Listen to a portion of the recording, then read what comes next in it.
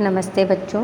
Class 12th गद्य खंड पाठ 14 पहलवान की ढोलक। यह पाठ पढ़ने से पहले हम फणीश्वर नाथ रेणु जी का जीवन परिचय करेंगे। अब आप सभी अपनी किताबों में परिचय देखें। हिंदी साहित्य में आंचलिकता विधा को जन्म देने वाले कलम के जादूगर फणीश्वर नाथ रेणु का जन्म 4 मार्च 1921 को बिहार प्रांत के अररिया जिले में फारबिसगंज के पास ओराही हिंगना गांव में हुआ। आपकी आरंभिक शिक्षा फारबिसगंज और अररिया में हुई। मैट्रिक नेपाल में विराटनगर के विराट आदर्श विद्यालय से कोइराला परिवार में रहकर किया। 1942 में काशी हिंदू विश्वविद्यालय से इंटरमीडिएट की परीक्षा पास की। आपके पिता शीलानाथ मंडल भारतीय राष्ट्रीय आंदोलन में सक्रिय रहे।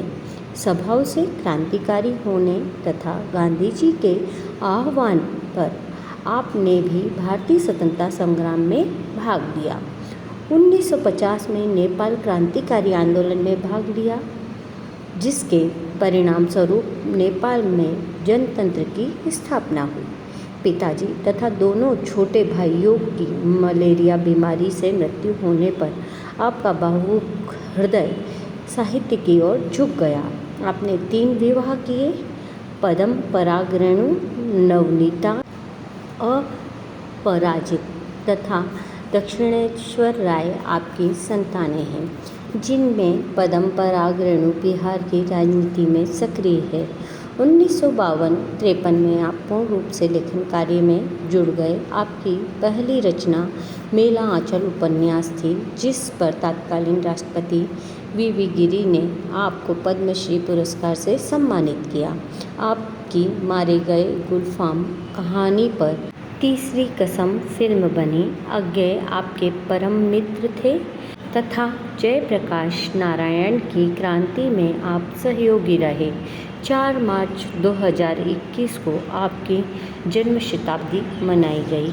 स्वतंत्र वृत्ति के दृढ़ साहसी और कर्मठ रेणु जी ने अल्सर की गंभीर बीमारी से 19 दिन अचेतावस्था में रहने के बाद 56 वर्ष की आयु में 11 अप्रैल 1977 को पटना में इस संसार से विदा ले ली।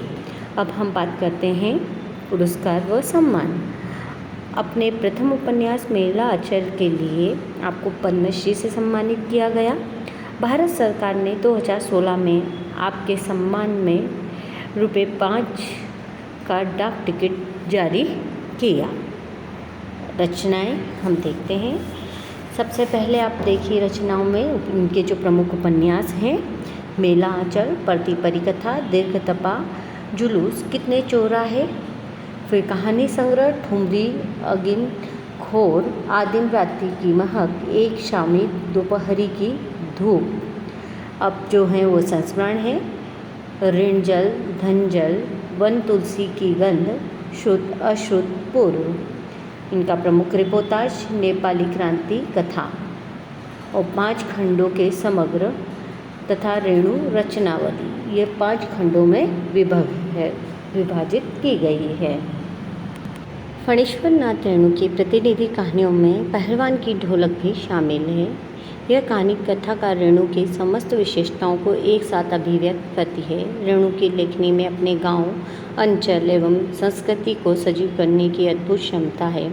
ऐसा लगता है मानो हर एक पात्र वास्तविक जीवन जी रहा हो। पात्रों एवं परिवेश का इतना सच्चा चित्रण अत्यंत दुर्लभ है। रेणु वैसे गिने चुने कथाकारों में से हैं जिन्होंने गद्य में भी संगीत पैदा कर दिया है। अन्यथा ढोलक की उठती गिरती आवाज़ और पहलवान के क्रियाकलापों का ऐसा सामंजस्य दुर्लभ है। इन विशेषताओं के साथ रेणु की यह कहानी व्यवस्था के बदलने के साथ लोक कला और इसके कलाकार के अप्रासंगिक हो जाने की कहानी है। राजा साहब की जगह नए राजकुमार को आकर जम जाना सिर्फ व्यक्तिगत सत्ता परिवर्तन नहीं बल्कि जमीनी पुरानी व्यवस्था की पूरी तरह उलट जाने और उस पर सभ्यता के नाम पर एकदम नई व्यवस्था को आरोपित हो जाने का प्रतीक है।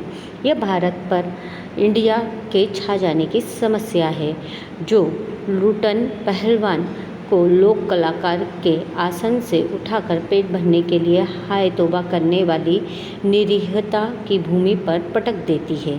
ऐसी स्थिति में गांव की गरीबी पहलवानी जैसे शौक को क्या पालती। फिर भी पहलवान जीवट ढोलक के बोल में अपने आप को न सिर्फ जिलाए रखता है बल्कि भूख व महामारी में दम तोड़ रहे गांव को मौत से लड़ने की ताकत भी देते रहता है। कहानी के अंत में भूख महामारी की शक्ल में आए मौत के षड्यंत्र जब अजय लुट्टन की भरी पूरी पहलवानी को फटे ढोल की पोल में बदल देते हैं तो इस करुणा त्रासदी में लुट्टन हमारे सामने कई सवाल छोड़ जाता है। वह पोल पुरानी व्यवस्था की या नई व्यवस्था की, क्या कला की प्रासंगिकता व्यवस्था की मुखापेक्षी है अथवा उसका कोई स्वतंत्र मूल्य भी है। मनुष्यता की साधना और जीवन सौंदर्य के लिए लोक कलाओं का प्रासंगिक बनाए रखने हेतु हमारी क्या भूमिका हो सकती है। निश्चय ही यह पाठ हमारे मन में कई ऐसे प्रश्न छोड़ जाता है। बच्चों, फणीश्वर नाथ रेणु जी का यह जीवन परिचय आप सभी अपनी कॉपियों में लिखेंगे।